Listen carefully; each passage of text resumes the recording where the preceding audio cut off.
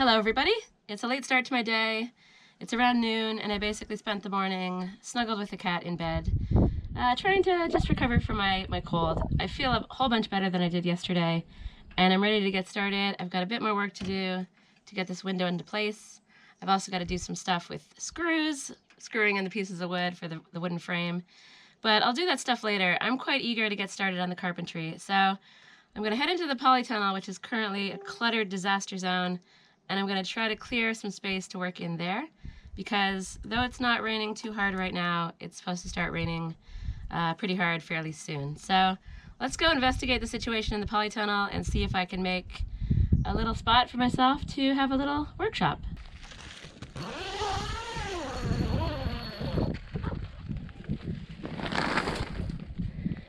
Oh man, it is terrifying in here. It's basically a disaster zone. This isn't how I planned this space to be, so first thing on my agenda, give this place a very serious tidy so that I can slap myself in here somewhere with a bit of tongue and groove and get started on the cladding. Where do I even start with this? Maybe... Woohoo! So I was in the polytunnel minding my own business when suddenly a big crash came and this guy somehow got up here. How did you even get up there? I don't think this is designed for you to be on there. Do you even know how to get down now? It's like I made a horrible mistake.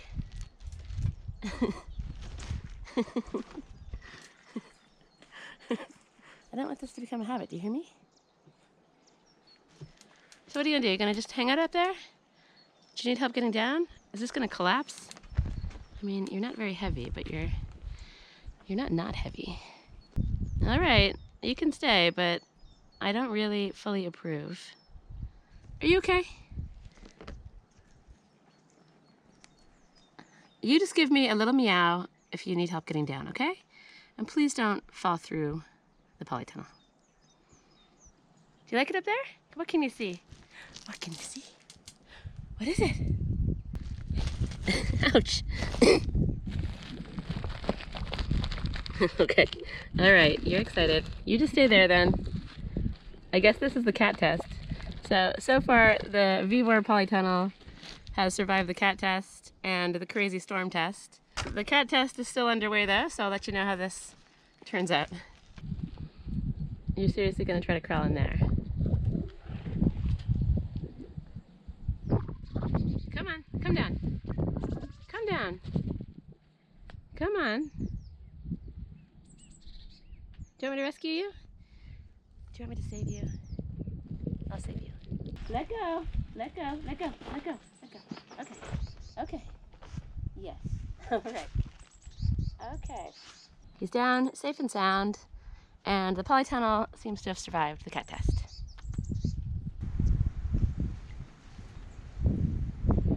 So let's continue on with the work on the interior part of the frame of the door. I've grinded out a bit more around the window and sanded it so that the window fits perfectly in the hole, but I still need to make the wooden support frame around it for the inside, and that's because I need a place for the tongue and groove cladding to attach to, and I also want to put sort of a window frame and eventually shutters. So that'll need something strong inside the door frame to screw into. So that's what I'm working on now. Let's see how we go.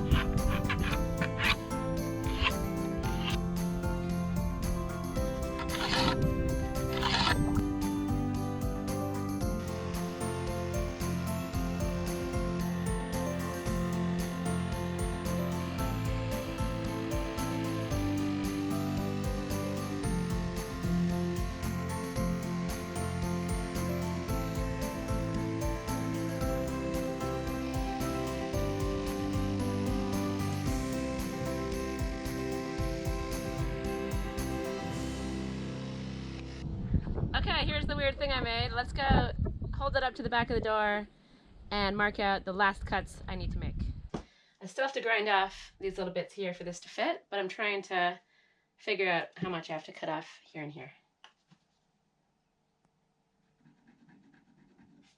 I feel like I should probably do that with a tape measure, but I think I'll cut it a little longer than I need and shave it down as needed.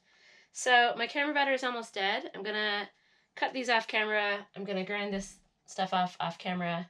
And when I check back in again with you, hopefully this weird frame thing is ready to just get attached in there, and then I can put the cork back in. So I've cut this thing to size. It should fit in nicely into the back of the door. However, unfortunately, my angle grinder is bladesless. This thing has been worn down all the way, and I can't use it anymore for my purposes. And I don't have any extra ones, of course. So I could nip into Fundao and get some more. It's only about 3 o'clock in the afternoon. But I'm going into Castelo Branco tomorrow anyway, so I'll hold off until then. And I'm still not feeling 100%. I'm at about maybe 85.2%, so I'm not there yet, you know? I'm still a bit sick, and I think I'm just gonna take the rest of the day off from outside work, come inside, put the fire on, drink some hot drinks, drink some orange juice, do some video editing, and maybe tidy my place up. So that's my plan for the rest of the day. I'll see you guys again for more work tomorrow after I get back from the big city. Good morning. It's a brand new day. I've been to Castelo Branco. I've bought the replacement thing for this. I've got a few spares, and when I got back from the city, I got to work.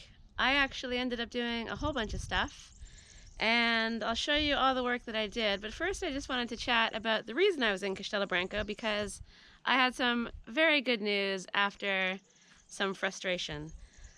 Basically, I applied for my residency back in 2017 when Brexit was kind of on the horizon. I think it was right before the very first Brexit date. I'm Canadian, but I have a British passport. My dad is from Scotland, so I wanted to take advantage of that before any Brexit badness happened. So I came here, applied for residency, left, went back to Rwanda where I was living. But when I checked the documentation after I left the office, I noticed that they had misspelled my name. Not my first name, which is the usual culprit, but my surname, which is pretty straightforward, so I don't usually even check that. Fast forward to 2019, I wasn't yet ready to move to Portugal, but I was here again, so I decided to see if I could fix this issue with my name being misspelled on my residency paperwork. Instead of fixing it, they actually just redid it, started me over from 2019. No problem. At least I didn't think so. So fast forward to present day, and all of the people that got their residency stuff sorted out before Brexit are being kind of issued residency cards. I went to my appointment back in November to get this biometric stuff done, fingerprints, photo taken, stuff entered into the computer. Everything was going well. All my paperwork is in order. And then at the very last moment, the computer said no. For some reason, it gave a weird error message that nobody at the office had seen before. And I couldn't get my biometric stuff done. Everything else was in there, everything looked good, but the computer freaked out and denied me at that point, and I just had to leave. I had to leave without getting anything actually sorted out. And so I just waited around. I got a second appointment, which was in January. I went to that one, and the same thing happened. So obviously at this point, I'm pretty nervous about what's happening with my residency. After a little bit of investigation and a chat with the guy in the office, we surmised that it could have been because I had 2 residencies under the same passport number. So after a bunch of emailing back and forth with the Brexit SEF people, I finally had my 3rd appointment yesterday. I still didn't have any guarantee that anything had been changed. So when I went in yesterday, it was really on a hope and a prayer. I had no idea if this was going to be successful or not. As it turns out, it was. It's all good. I have my fingerprints in the system. I've got my photo taken. And I have the card, hopefully, winging its way to me by post fairly soon. And it's just a big weight off my shoulders. Bureaucracy is one of those things that just, you know, if it goes wrong, it can be quite worrisome. And I don't find the bureaucracy in Portugal to be too bad, actually. I've set up life in several different countries, and Portugal is fine. The main challenge here is the language barrier, which is nobody's fault but my own. I find all of the online systems, all of the websites, fairly easy to use once you kind of figure it out the first time. So I just wanted to share that happy news that this thing that's been stressing me out just a little bit is finally sorted out. And yeah, I'm excited to have this document on the way. Okay, enough chatter. Let's see what I did yesterday. I have actually fastened the window into place. I probably should have saved that for on camera because it's kind of a momentous occasion, but I'm actually gonna have to take it out and do it all again because I think this is gonna be too thick. So I'll have to hacksaw this off. Maybe I can do it in place, but it's probably easier to just take it out. But the most important thing that I've done is fastened this weird wood thing into place, chopped off these bits to make space, and I've been cutting the cork to size. So I wonder if the first thing I should do this morning is cut the rest of the cork, slot it into place, and then I can start the cladding after that. So let's cut some cork. So I've got these pieces from when I had the door clad originally. I don't know what really fits where, but I'm basically just going to mark it out and squash them into place. It's not exactly a scientific approach, but I'll just shave it off bit by bit and try to make it fit.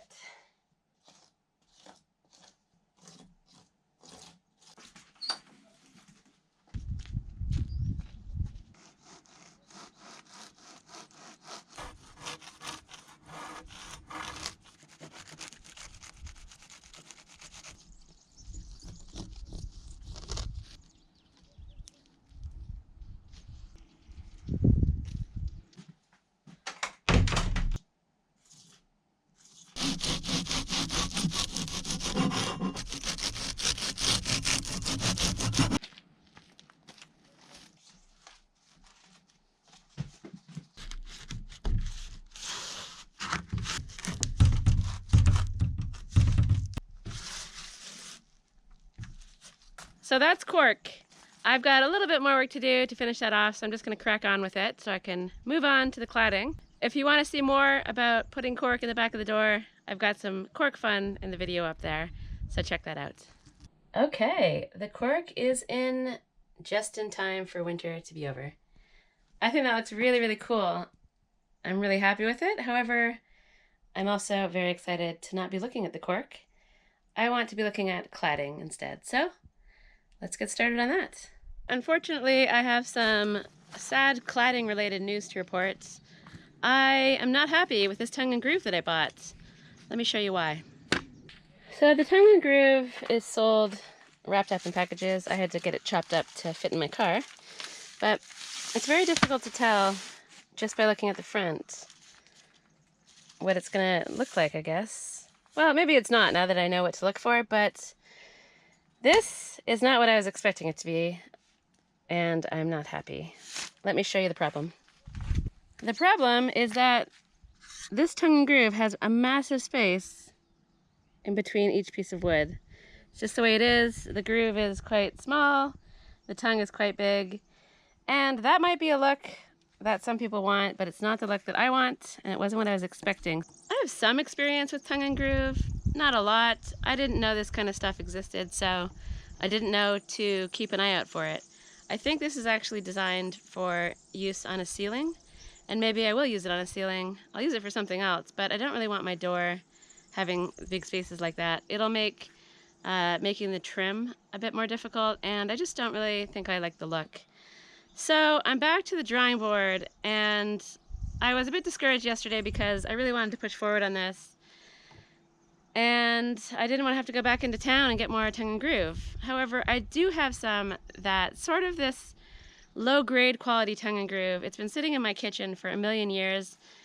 I can get it in Fundao. I already have a pack of it to work through. The problem with it is that out of an entire packet, there's usually only a few pieces that maybe are useful in their full length. A lot of them have knots, which is fine depending on the knot, or other blemishes, or even holes, which is not fine. So you kind of have to pick and choose which pieces you use. So I have a pack of it. I won't have enough to do the entire door, but I feel like I'll have enough to get started.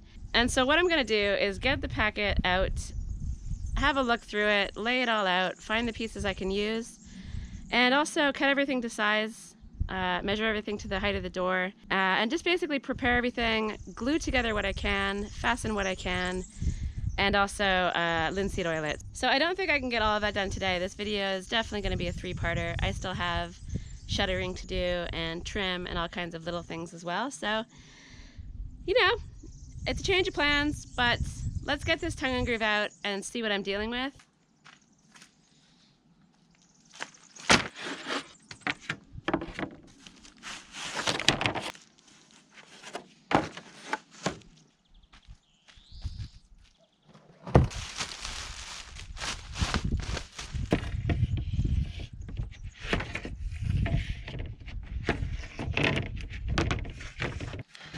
Over here I have the same problem with holes and some weird, I don't know, blemishes of some kind. So it'll be difficult to get any or too many full pieces out of this. Maybe if I'm not too picky I can get 3 or 4, but I can definitely get sections, and the door does need pieces that have shorter sections as well. So I can get started, I think. I'm gonna make a little map of the pieces, and hopefully that'll help me plan the use of the wood that doesn't suck.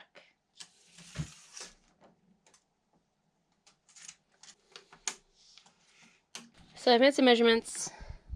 Let's go see if I can find some pieces that will fit where I need them to fit.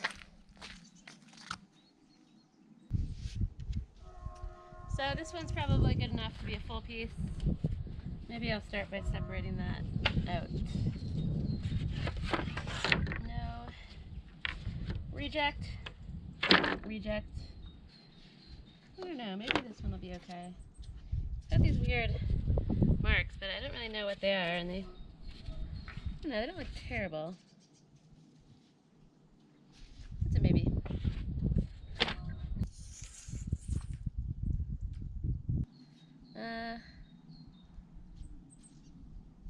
This piece has some knots, but I think they could look cool, so that can also be a maybe for the full piece.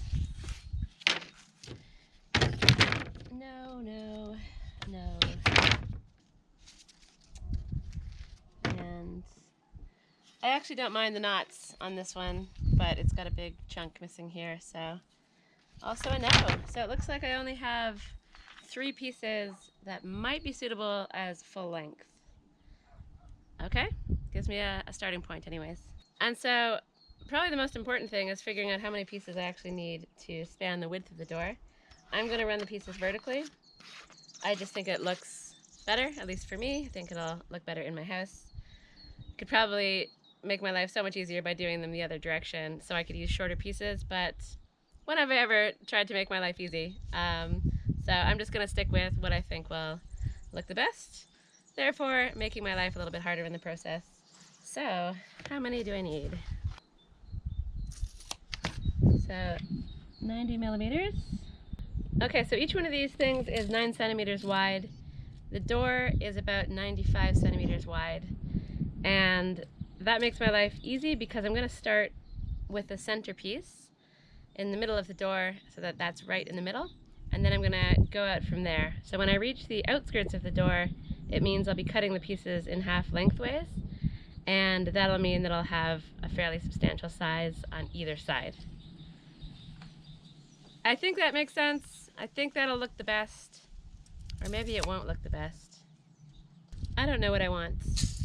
I need to give this some more thought. I might need to do a drawing, but what I can do right now is cut a few pieces to size and at least get started on this part of the project. I'm going out later on today, so I'm probably going to wrap up work fairly soon, but if I can get a few pieces cut, I'll be happy.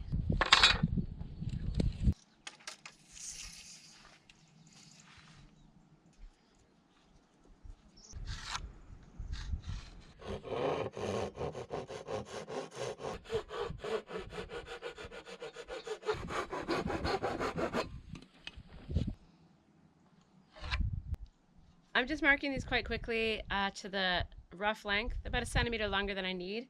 I'm gonna buzz everything off at the very end, maybe with the router. I'm not really sure how I'm gonna do it yet, but that's why I'm just using the handsaw. It's just overkill to get the big circular saw or the jigsaw out for such simple cuts on such soft wood, and I do like practicing using hand tools. So I'm just gonna carry on doing this. It's a lot more enjoyable than having noisy power tools going off, I find. So I'll cut these guys to rough size this way and figure out a way to refine it all so it's nice and smooth at the bottom at the end. However, I do expect that I'm going to be running trim around the top and bottom of the door, so that could cover up any kind of imperfections and things. Who knows, but I'm just enjoying using my very rusty Japanese saw. It's one of my favorite tools to use.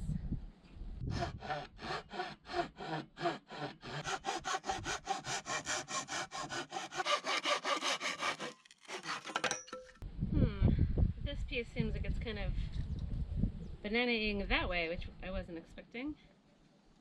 I don't know if I can force that back with some clamps, but let's hope so.